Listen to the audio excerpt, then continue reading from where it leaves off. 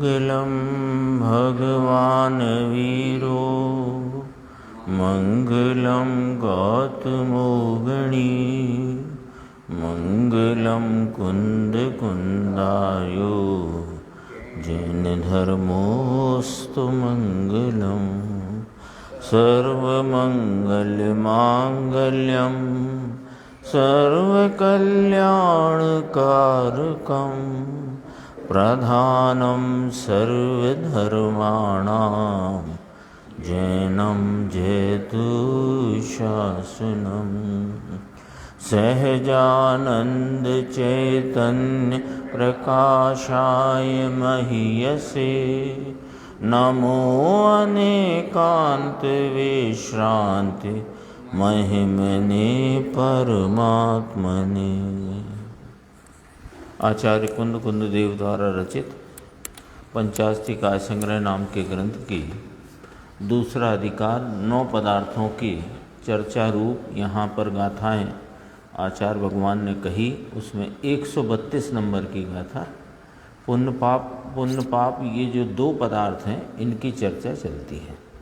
पिछली गाथा में यह कहा कि पुण्य पाप के योग्य भावों का क्या स्वरूप है। अब पुण्य पाप के भाव क्या हैं, तो भाव पुण्य भाव पाप क्या और द्रव्य पुण्य और द्रव्य पाप क्या, वो इस गाथा में कहते हैं। देखो, स्वहि परिणामो पुण्यम असहो पावं तिहवदि जीवस दोहम पोगलमितो भावो कम्मत्तणं पत्तो। शुभ भाव जिय के पुण्य है और अशुभ परिणति पाप है। उनके निमित्त से पौद्गलिक परमाणु कर्म पना धरे। हरि गीत में ही कितना स्पष्ट है। देखो, शुभ भाव जीव के हैं, वे पुण्य हैं, और अशुभ परिणति जो जीव की है सो वह पाप है। और उनके निमित्त से जो पौद्गलिक परमाणु कर्म भाव को प्राप्त होते हैं वे द्रव्य पुण्य द्रव्य पाप कहे जाते हैं। निमित्त शब्द आचार्य भगवान ने स्वयं डाला है ना, पोगलम में तो भावो कम्मत तड़म पत्तो, ये आया ना इसमें अन्वयार्थ। जीव के शुभ परिणाम पुण्य हैं और अशुभ परिणाम पाप हैं। शुभ परिणाम और अशुभ परिणाम की व्याख्या 131 गाथा में हो गई। मोह, अशुभ राग और द्वेष, इसको तो अशुभ भाव में लिया है ना, और चित्त प्रसन्नता और राग इसको शुभ परिणाम में लिया। आ गई थी ना बात। अब इसलिए अब यहाँ सीधी बात आ गई कि जीव के शुभ परिणाम पुण्य हैं और अशुभ परिणाम पाप हैं। उन दोनों के द्वारा, जीव के शुभ परिणाम के द्वारा और जीव के अशुभ परिणाम के द्वारा पुद्गल मात्र भाव कर्म पने को प्राप्त होते हैं। अब द्वारा माने निमित्त, ठीक है ना, इसका स्पष्टीकरण है। अर्थात जीव के पुण्य पाप भाव के निमित्त से साता असाता वेदनीय आदि पुद्गल मात्र परिणाम व्यवहार से जीव का कर्म कहे जाते हैं ना। एक जो ब्रैकेट में आया तो कितना स्पष्टीकरण आ गया ना पूरा, कि जो साता असाता वेदनीय आदि पुद्गल मात्र परिणाम हैं। साता वेदनीय असाता वेदनीय कर्म पुद्गल हैं, वे पुद्गल के परिणाम हैं। एक बात, वे परिणाम को जीव का कर्म कहना ये व्यवहार है। और वे परिणाम हुए कैसे कि वे परिणाम पुद्गल के कर्म रूप स्वयं स्वतः से हुए, उसमें जीव के शुभ अशुभ भाव निमित्त है। कितना स्पष्ट है, कोई उलझन ही नहीं रही। जीव के पुण्य पाप भाव, ये जीव के उनका निमित्त, और उधर साता असाता वेदनी आदि कर्म रूप पुद्गल मात्र परिणाम, उन्हें जीव के कहना ये व्यवहार है। लिखा ना, व्यवहार से जीव का कर्म कहे जाते हैं। टीका में बहुत गंभीरता से आचार्य अमृतचंद्र भगवान ने इसका खुलासा किया है। यह पुण्य पाप के स्वरूप का कथन है। देखो जरा अपन इसको धीरे धीरे देखेंगे तो बहुत गंभीर इसमें चर्चा है। जीव रूप कर्ता के निश्चय कर्म भूत शुभ परिणाम द्रव्य पुण्य को निमित्त मात्र रूप से कारणभूत हैं। इतना ही देखो, कितने स्पष्ट है ना। नीचे जो ऊपर पड़ी ना पंक्ति, जीव रूप कर्ता के निश्चय कर्म भूत शुभ परिणाम, यहाँ तक देखो। कर्ता किसको कहा? जीव को। किन भावों का? कि उसकी परिणति में होने वाले भाव कर्म शुभ अशुभ भाव। यहाँ पुण्य की बात करना है तो शुभ भाव को लेना है ना। तो शुभ भाव निश्चय से जीव का कर्म है और जीव उस शुभ परिणाम का करता है। नीचे खुलासा किया, जीव करता है और शुभ परिणाम उसका अशुद्ध निश्चय नय से निश्चय कर्म है। अशुद्ध शब्द क्यों लगा दिया? कि वे परिणाम अशुद्ध हैं, है ना। वे परिणाम स्वभाव भूत नहीं हैं, तथापि जीव के द्वारा किए गए हैं, जीव की परिणति में हुए हैं, इसलिए निश्चय अशुद्ध हैं, स्वभावभूत नहीं है, विकारी हैं, इसलिए अशुद्ध। तो निश्चय का जीव की परिणति में, जीव रूप कर्ता के। इन टीका में कितना माल भरते हैं आचार्य अमृतचंद्र, इतना स्पष्ट करते हैं। इसके बाद भी यदि अपन समझने में असमर्थ रहे तो हम दरअसल में किसी पुराने आग्रह से ग्रसित होते हैं। इसलिए ये इतना स्पष्ट व्याख्या को समझने में हम असमर्थ रह जाते हैं। अन्यथा तो इतनी स्पष्टीकरण टीका में ही है, फिर गुरुदेव से तो अपने को और मिलने वाला है। लेकिन अपना नक्शा पहले से ही सच्चा और ठीक बनना चाहिए। जीव रूप कर्ता के निश्चय कर्म भूत शुभ परिणाम। कर्मभूत माने निश्चय से जीव के ही कार्य रूप हैं वे शुभ परिणाम। वे शुभ परिणाम किसके कारण हैं? कर्मभूत कार्यभूत तो जीव के, और कारणभूत किसको? कि द्रव्य पुण्य को, साता वेदनीय असाता वेदनीय आदि द्रव्य पुण्य को।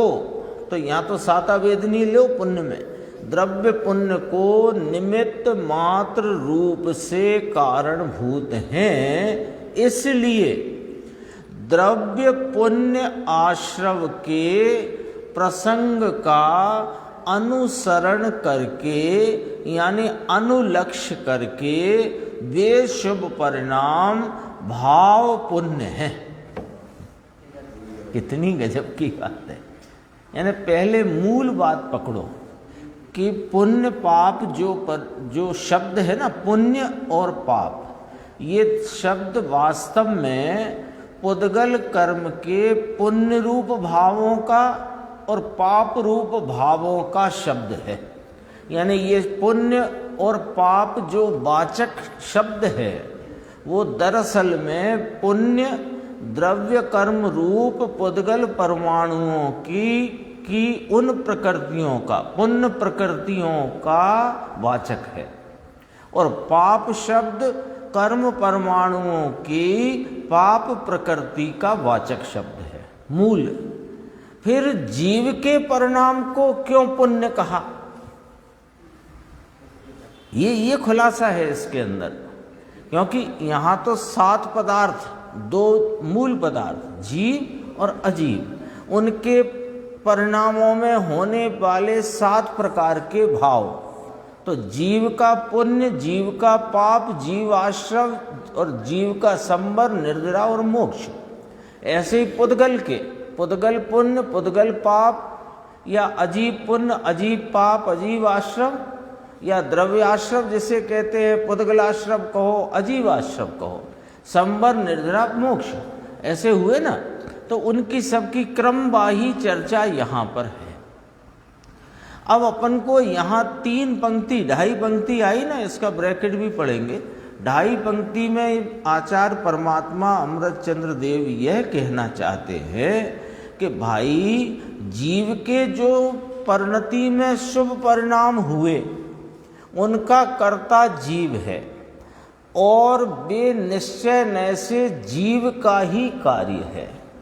अशुद्ध निश्चय नय का प्रयोग शब्द का इसलिए बताने को किया कि ये भाव अशुद्ध है, ठीक है। तो जीव उनका कर्ता है, जीव के वे अशुद्ध नय से कार्य हैं, और वे शुभ परिणाम जो द्रव्य पुण्य आश्रव होता है उसको लक्ष्य में लियो, तो उसमें ये निमित्त होने से वे भाव पुण्य कहे गए हैं। दोबारा से 2.5 पंक्ति है ना, बहुत ये 2.5 पंक्ति समझेंगे तो आगे का इसी फ्रेम में है सारी चर्चा। जीव रूप कर्ता के निश्चय कर्मभूत शुभ परिणाम, यहाँ रुको, ये किसका कार्य कौन करता है, कि जीव का कार्य जीव करता है। अब पुद्गल का क्या कार्य हुआ कि द्रव्य पुण्य रूप जो कर्म परमाणुओं का परिणाम, उसमें ये जीव के शुभ परिणाम निमित्त हैं, कारणभूत हैं, निमित्त हैं। इसलिए वे चूंकि जीव के शुभ परिणाम पुद्गल के पुण्य रूप परिणामों के निमित्त हैं, इसलिए द्रव्य पुण्य आश्रव के प्रसंग का अनुसरण करके, नाम अनुलक्ष्य करके वे शुभ परिणाम भाव पुण्य है। अब यहाँ थोड़ा एक प्रश्न, वो गुरुदेव की खुलासा में आएगा, लेकिन अपन समझते चलते हैं कि यहाँ अनुलक्ष्य करके शब्द लिया, अनुलक्ष्य करके, तो अनु माने उसका अनुसरण रूप, लक्ष्य करना है ना।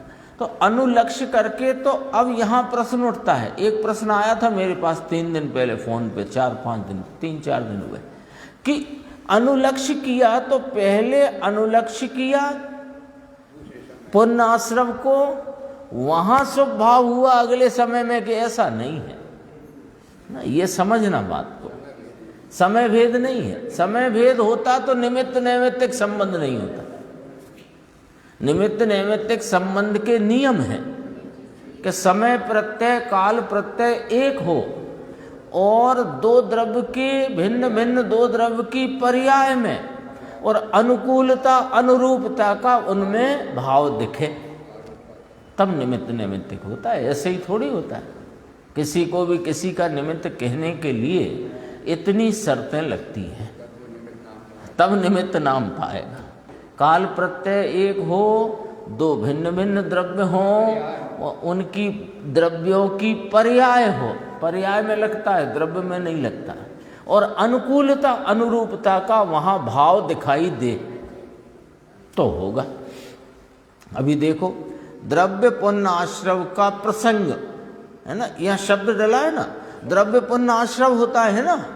जिस क्षेत्र में, जिस आकाश क्षेत्र में जीव के असंख्यात प्रदेशों का वर्तमान विस्तार है, उन्हीं आकाश क्षेत्रों में वे पुण्य रूप परिणमित कर्म पुद्गल यहाँ आते हैं। वो आश्रम हुआ ना, पुण्य आश्रम, द्रव्य पुण्य आश्रम, तो वो प्रसंग बना।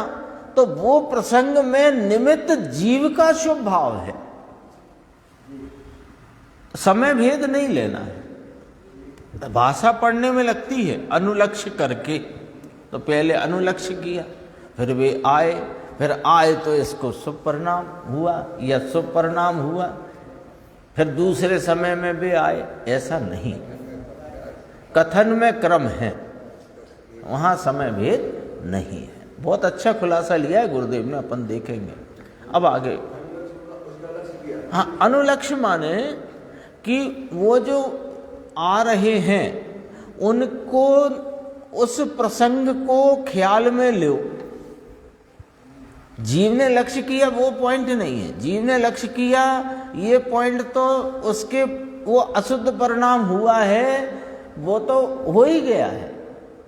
अनुलक्ष्य का अर्थ जीव लक्ष्य करता है ये नहीं लेना, उसको ख्याल में लो कि जो द्रव्य पुण्य आश्रय हुआ है उसमें जीव का शुभ परिणाम निमित्त है, इसलिए जीव के उस शुभ परिणाम रूपी कार्य को जिसका कर्ता जीव है उसे भाव पुण्य कहना अथवा भाव पुण्य आश्रम कहना।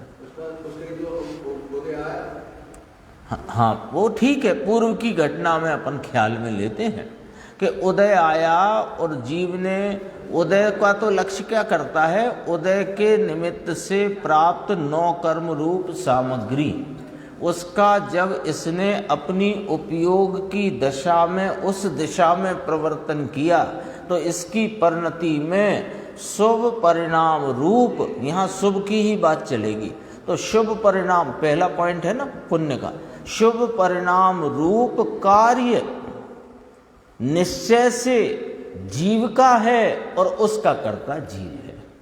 अब ये जो जीव का यह कार्य हुआ उस ही समय में, समान समय में वे कर्म परमाणु पुण्य भाव रूपता से परिणमे आश्रवित हुए। 9 कर्म से बात ही नहीं, 9 कर्म तो आपको इतना बताने कहा कि जीव ने कहाँ उपयोग का लक्ष्य कहाँ गया था, इतना बताने गया। यहाँ 9 कर्म की बात नहीं, यहाँ द्रव्य कर्म और भाव कर्म की बात है ना। अनुलक्ष्य का अर्थ ये नहीं है वो जो कि जब जीव बहिर्मुखता का लक्ष्य करता है तो वो बात नहीं, उसके वो तो जब शुभ परिणाम हुआ है तब क्या हुआ है, ये वाली बात चल रही है। द्रव्य पुण्य और भाव पुण्य की, पुण्य कैसे होता है वो पूर्व की गाथा में आ गई, ये बात 131 में आ गई ना। चित्त प्रसाद आदि होता है, हर्ष शोक होता है, वो बात 131 में कह दी। अब 132 आई।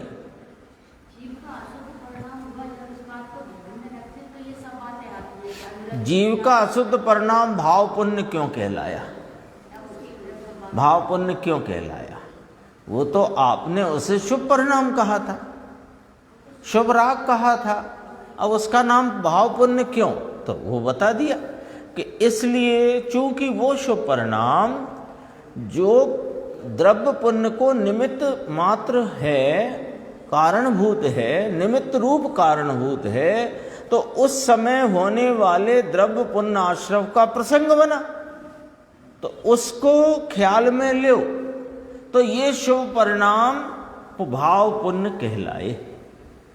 ठीक है, इसका ब्रैकेट में पढ़ते हैं। साता वेदनीय आदि द्रव्य पुण्य आश्रव का जो प्रसंग बनता है उसमें, वो प्रसंग में जीव के शुभ परिणाम निमित्त कारण हैं, इसलिए द्रव्य पुण्य आश्रव प्रसंग के पीछे पीछे, पीछे पीछे शब्द का अर्थ है उसका अनुलक्ष्य ख्याल में लेकर उसके निमित्त भूत शुभ परिणाम को भी भाव पुण्य ऐसा नाम है, ये मतलब है। हाँ, पाछड़ पाछड़, पाछड़ पाछड़ का अर्थ इतना है एक अगले समय की बात नहीं है, साथ की बात है। हाँ, ये थोड़ा ख्याल में लेना बात, वो भाषा पढ़ने से लगे कि बाद में होता है, ऐसा नहीं है। ये तो इतनी जो पंक्ति पढ़ी अपन ने, 1 2 3 4 ब्रैकेट मिला के, है ना, 5 और 6, 5 पंक्ति, 5 पंक्ति में कितनी बात आई, वो बात समझ लो। जीव स्वयं करता है अपने शुभ परिणाम रूपी कार्य का अशुद्ध निश्चय से, इसलिए उसे निश्चय से ही जीव करता, और निश्चय से वो जीव का कार्य है। वो परिणाम द्रव्य पुण्य के को निमित्त मात्र भूत है। इसलिए द्रव्य पुण्य आश्रव के समय जो जीव का परिणाम है शुभ परिणाम, तो वो द्रव्य पुण्याश्रव के समय ही जीव का जो शुभ परिणाम उसमें निमित्त हुआ, उस परिणाम को भाव पुण्य ऐसा नाम दिया गया है। ऐसे समझो बात को। ख्याल में आ गई? कोई आशंका तो नहीं? अब आगे बढ़ते हैं। ब्रैकेट वाले वही की वही बात है, दोबारा पढ़ते हैं। साता वेदनीय आदि पुण्य प्रकृति कह दी, समझो।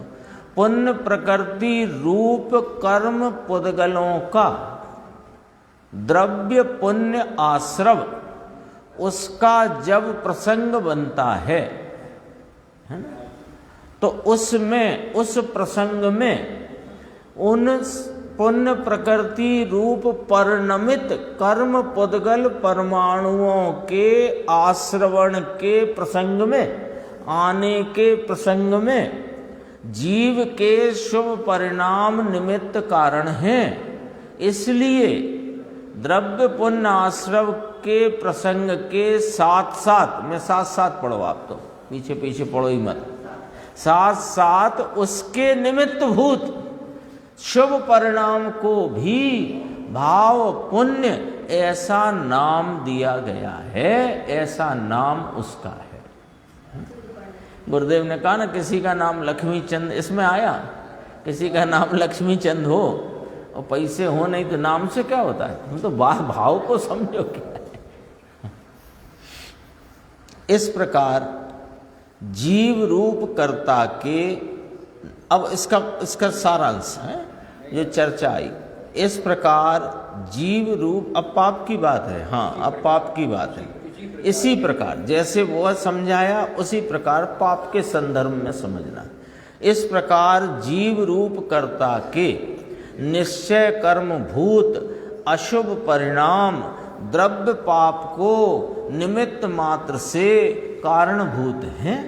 इसलिए द्रव्य पाप आश्रव के प्रसंग का अनुलक्ष्य करके, अनुसरण करके वे अशुभ परिणाम भाव पाप है। अब वही ब्रैकेट यहाँ लगा लो, वहाँ जो पढ़ा था यहाँ पढ़ लो।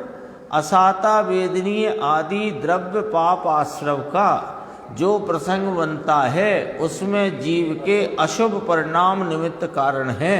इसलिए द्रव्य पाप आश्रव प्रसंग के साथ साथ उसके निमित्त भूत अशुभ परिणाम को भी भाव पाप ऐसा नाम है।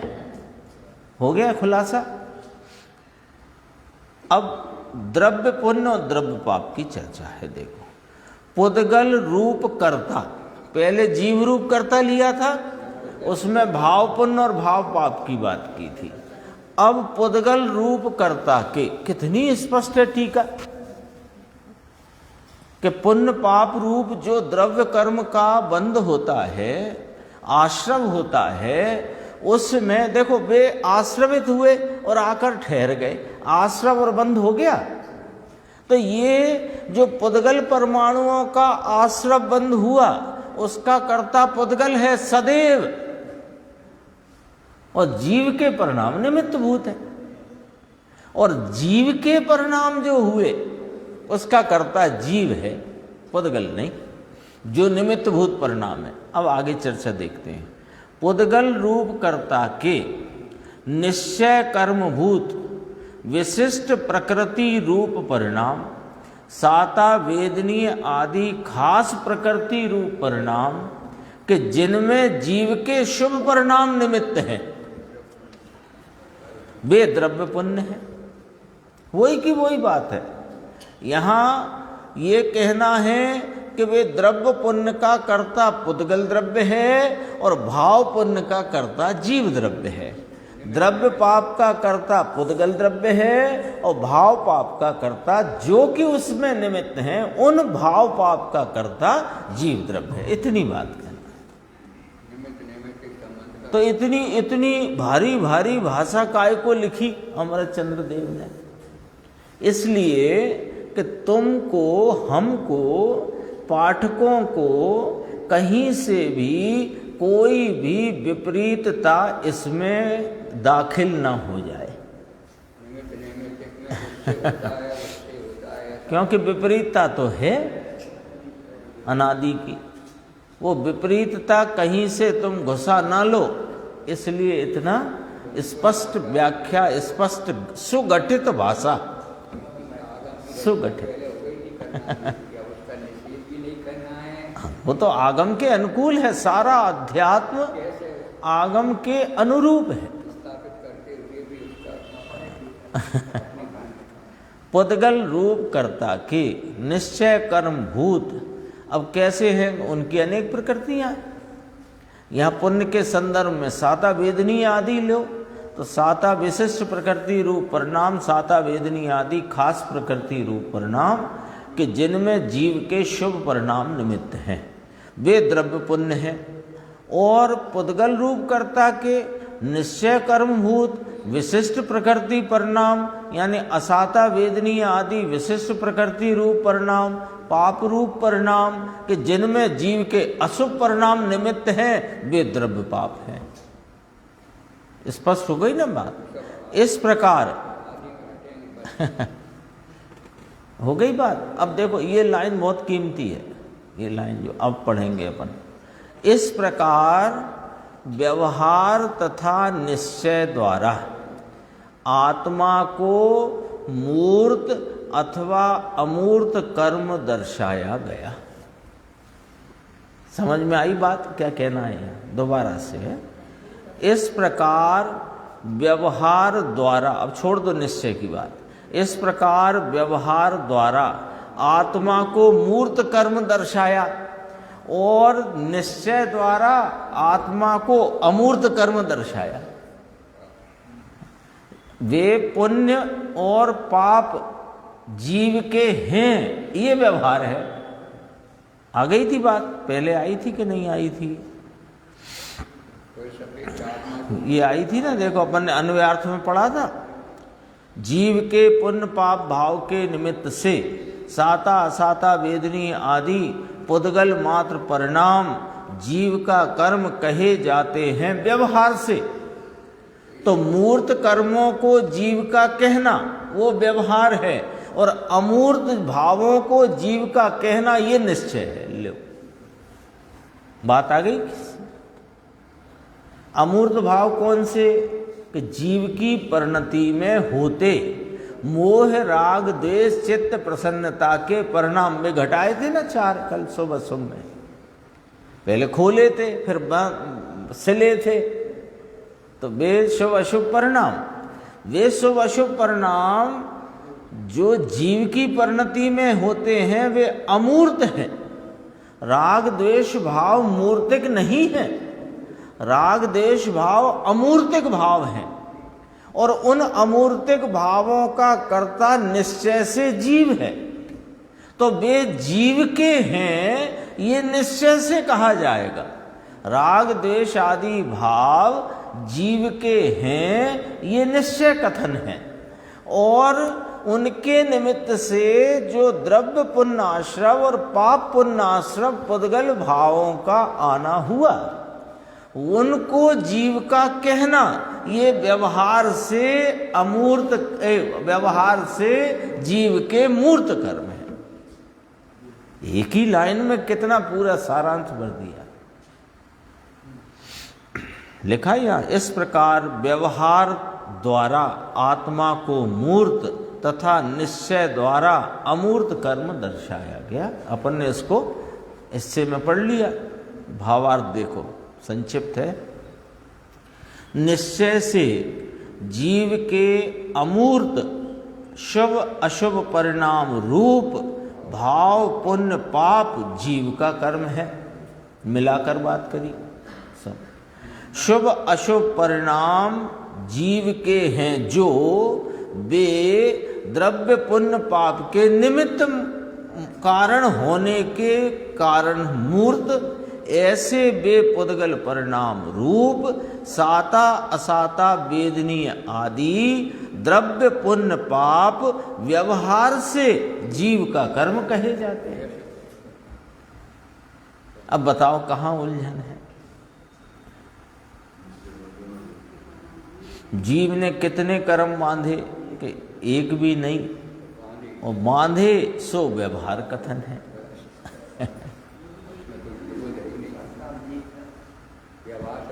व्यवहार से कह सकते हैं कि जीव ने कर्म बांधे। जीव ने क्या किया कि जीव ने तो राग द्वेष रूप भाव को किया, शुभ राग अशुभ राग।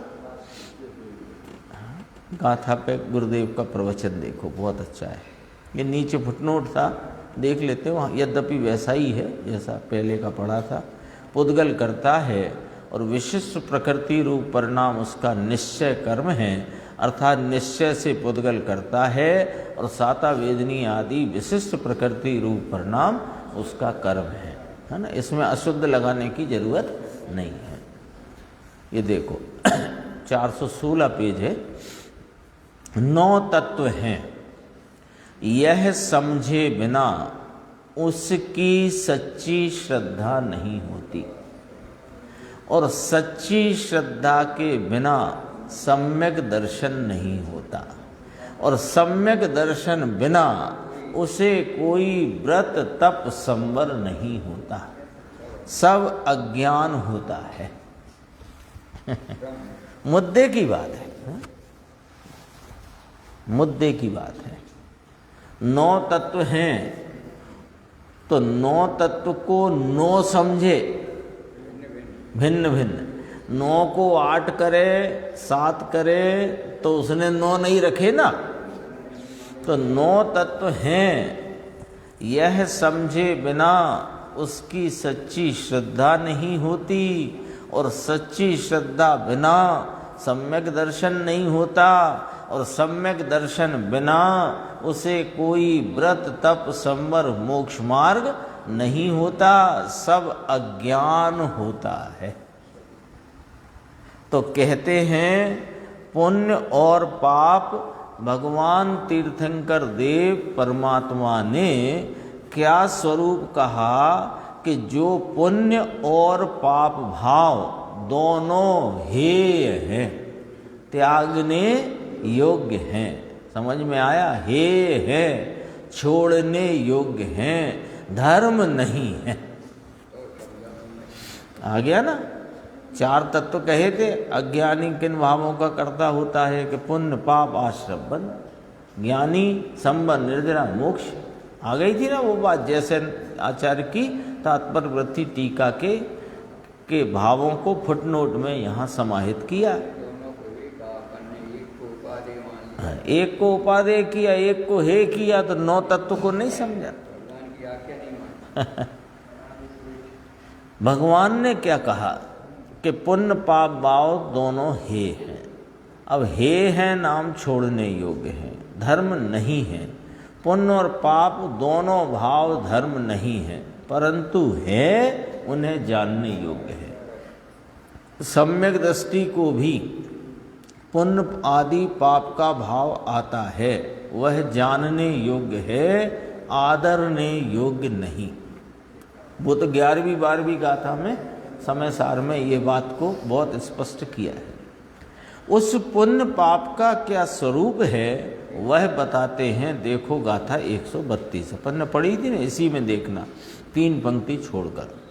जीव रूप कर्ता के, जीव करता है, करने वाला है, निश्चय कर्मभूत यानी आत्मा की पर्याय में, आत्मा की अवस्था में दया दान व्रत भक्ति पूजा का जो विकल्प उठता है वह राग है, वह पुण्य है, वह निश्चय से आत्मा का कार्य है। समझ में आया क्या सेठी, क्या हुआ?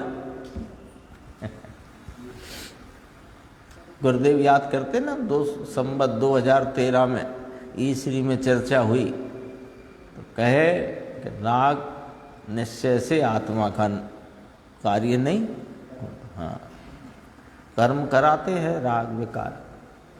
यहाँ क्या कहा है? निश्चय से। आचार्य अमृतचंद्र देव फरमाते हैं, कुंद कुंद आचार्य का पेट खोल के दिखाते हैं,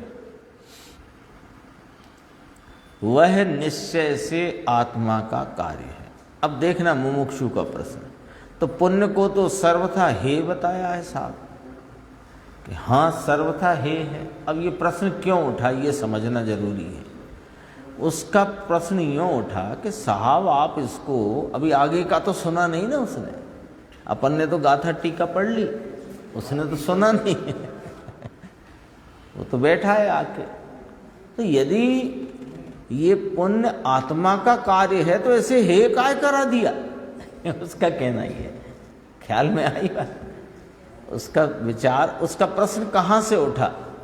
उसका प्रश्न यहाँ से उठा कि जब ये निश्चय से आत्मा का कार्य, यहाँ तो पाप भी आत्मा का कार्य कहा, अब उसने सुना नहीं ना वो, तो उसने इतना सुना कि ये जो पुण्य रूप शुभ भाव दया दान, अभी पढ़ा ना गुरुदेव ने बोला, दया दान व्रत भक्ति पूजा का जो विकल्प उठता है वह राग है, पुण्य है, वह निश्चय से आत्मा का कार्य है।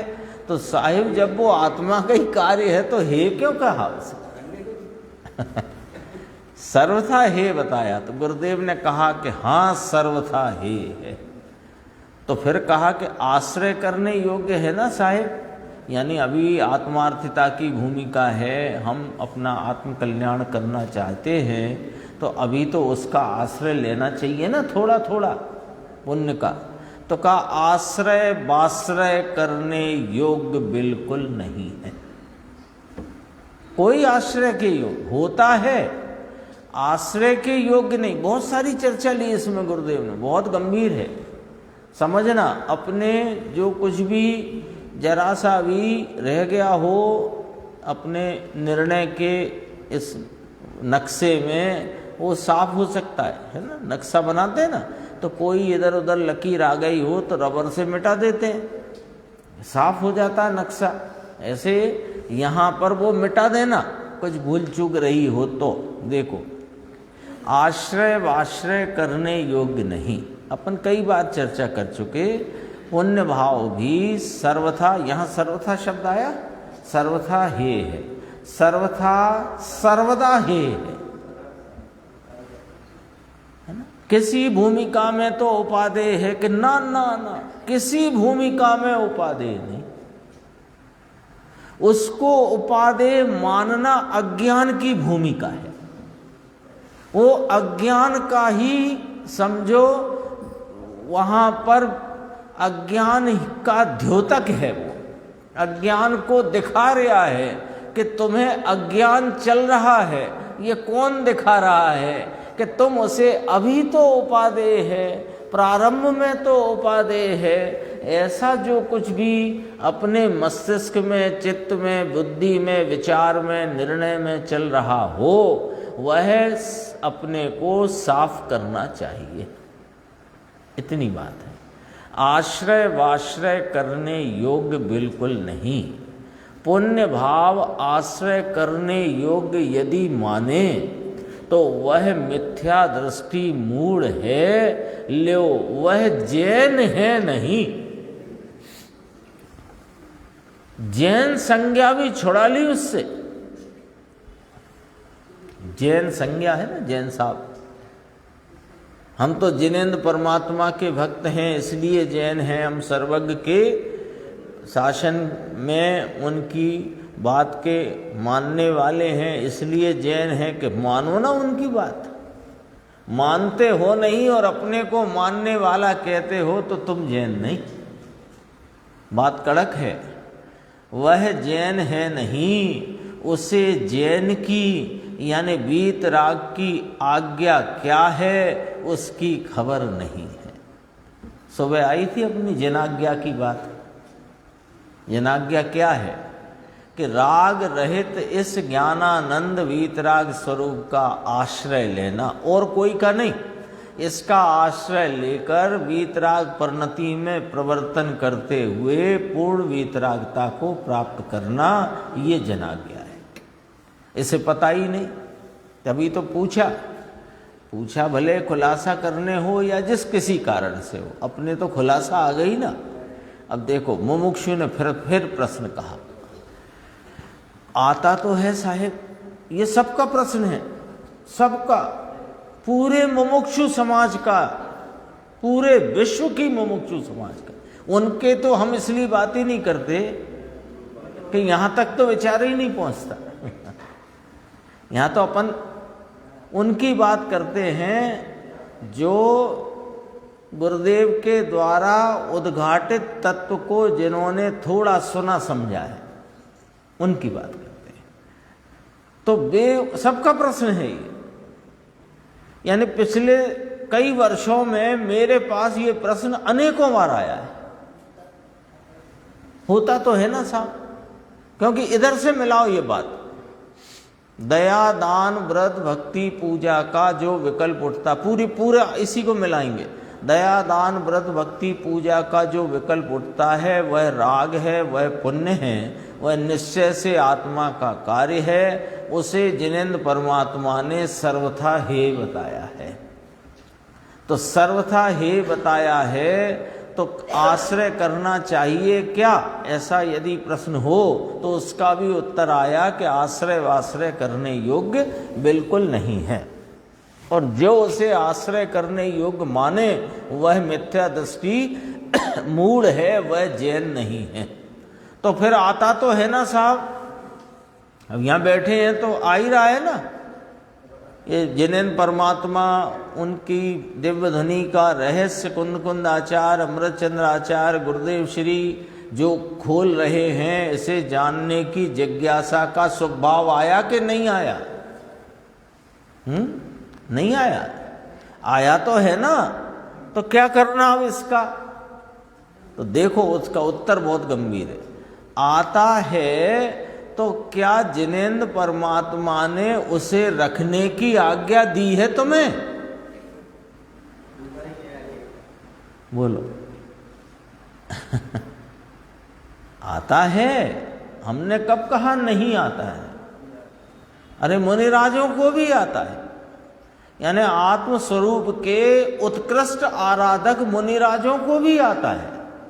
लेकिन बात आने की नहीं है, तुम्हें उसे रखने का जो आश्रय लेना है, रखना है। अभी तो इतना होना ही चाहिए, इतना वाला तो इस भूमिका में होता ही है, तो होना चाहिए। होता है ये सत्य है, होना चाहिए ये मिथ्या दृष्टि है। दोनों में फर्क समझो, दोनों का फर्क समझो।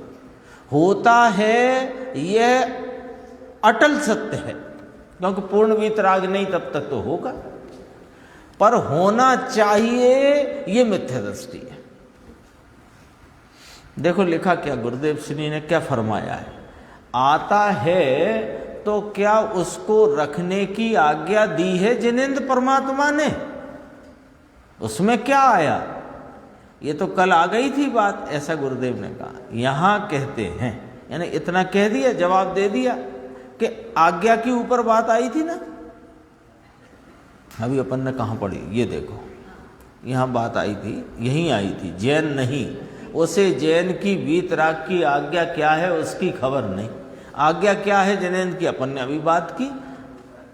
वो वीतराग स्वरूप का आश्रय लेने की आज्ञा है जिनेंद्र परमात्मा के शासन में। राग आता है, लेकिन उसे रखूं, उसे संभालूं, उसे पालूं, उसका पोषण करूं, ये आज्ञा तो जिनेंद्र परमात्मा ने दी नहीं है भाई।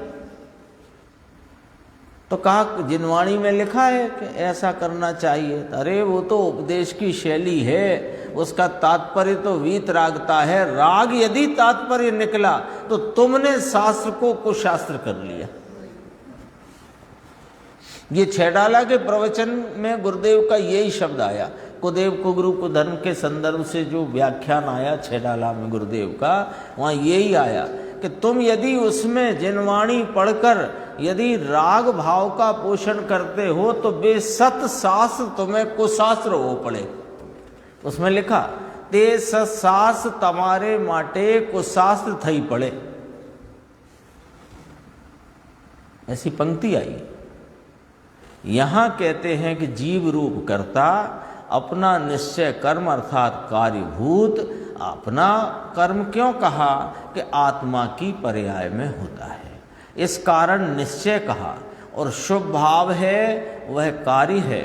आत्मा की दया का, अहिंसा का, सत्य का, अचौर्य का, ब्रह्मचर्य का, अपरिग्रह का, दान इत्यादि के भाव, भक्ति, व्रत, पूजा, ऐसा जो राग आता है, आत्मा की दया लिखा ना, आत्मा की दया नहीं कहना है यहाँ, आत्मा की परिणति में दया का, अहिंसा का, सत्य का, अचौर्य का, ब्रह्मचर्य का, अपरिग्रह के, दान इत्यादि के भाव, भक्ति, व्रत, पूजा, ऐसा जो राग आता है वह निश्चय से कर्ता आत्मा है, आत्मा का कार्य है वह पर्याय, वह शुभ राग रूपी विकारी पर्याय, उसे पुण्य कहते हैं। और किस लिए पुण्य कहते हैं ये बात आएगी, अपन ने पढ़ी थी ना ठीका में। देखो एक चीज और आ गई इसमें, देखो बहुत अच्छा आया है, 418 पेज। घात करने वाले, है ना, घातिया कर्म बनते हैं ना, ऐसे घातिया कर्म कि जीव के अशुभ परिणामों के निमित्त से जो घातिया कर्म उनके उनमें बनते, निमित्त जीव के अशुभ परिणाम हैं। और घातिया कर्म रूप जो परिणमन कर्मों में हुआ तो है ना, तो वे आत्मा का घात करते हैं क्या साहेब, ऐसा प्रश्न किया कि घात करने वाले हैं ना। पेज नंबर मिला आपको, 418 हिंदी में है, अपन जहाँ पढ़ रहे थे उसके अगला पेज होना चाहिए, मिल गया ना। हाँ, घात करने वाले, ऐसा प्रश्न पूछा गया है। तो कहा घात करने वाले नहीं है वे कर्म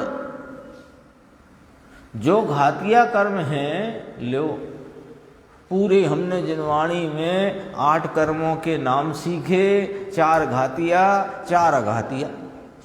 जो आत्मा का घात करें सो घातिया, जो घात न करें सो अघातिया। ये जो तुमने निमित्त की बात थी उसे तुमने सीधी सीधी जोड़ दी, नाम रखा उसका।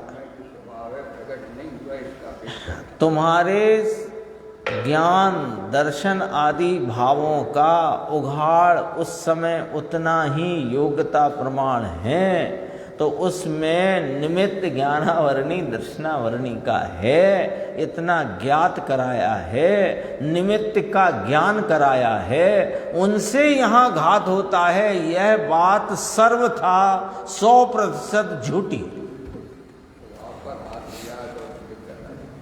एक तो स्वभाव का घात होता नहीं, एक दूसरा द्रव्य मेरी पर्याय तक का घात नहीं करता।